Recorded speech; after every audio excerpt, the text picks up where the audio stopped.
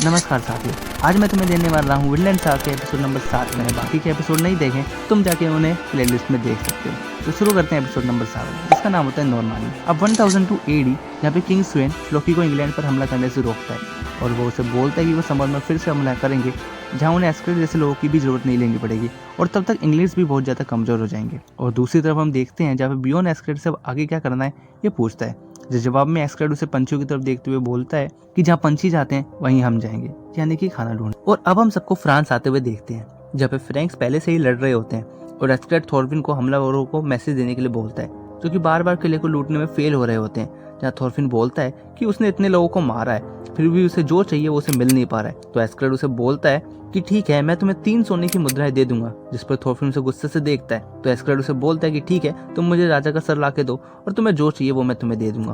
और एस्करेट को पता होता है कि उसे क्या चाहिए।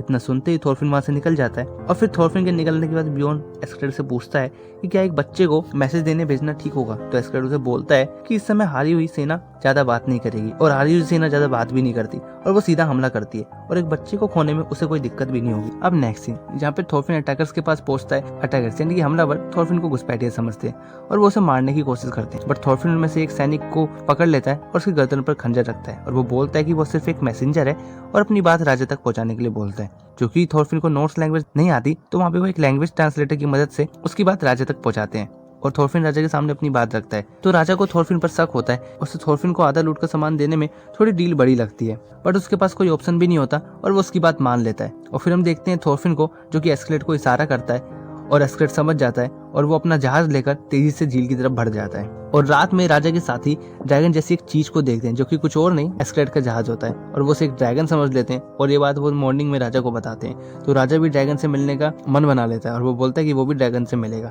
और फिर वो थॉर्फिन से उसके साथियों के बारे में पूछता है। तो थॉर्फिन उसका अपमान कर देता है और उसकी इंसल्ट कर देता है, जिस पे राजा नाखुश हो जाता है और वो कमांडर से जीत के बाद थॉर्फिन का सर मांगता है। अब लड़ाई शुरू हो जाती है, जहाँ पे एस्कलेट अपने साथियों को गति बढ़ाने के लिए बोलता है, क्योंकि अगर वो लेट हो गए तो उन्हें लूट का सामान नहीं मिल पाएगा।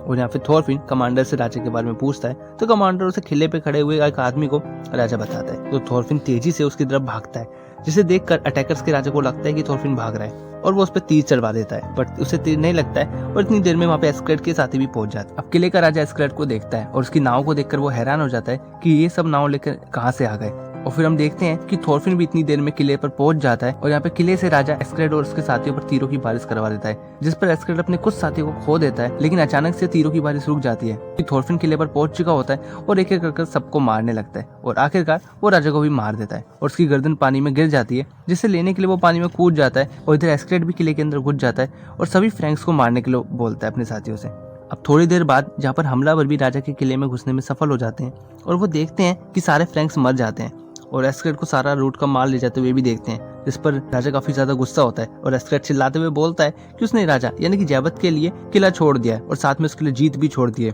जहाँ पर जैबत और गुस्सा हो जाता है और वो एस्कलेट को मारने के लिए बोलता है, लेकिन तब तक वो एस्कलेट वहां से निकल चुका होता है। और फिर हम देखते हैं थॉर्फिन को, जो कि एस्कलेट की बोट में पहुंच जाता है और साथ में राजा का सर लाया होता है और वो एस्कलेट को बोलता है कि अब उसे चाहिए वो उसे देना पड़ेगा। तो एस्कलेट उसे बोलता है कि ठीक है, तुम मुझे 1-on-1 फाइट में चैलेंज कर सकते हो, बट यहाँ पे नहीं।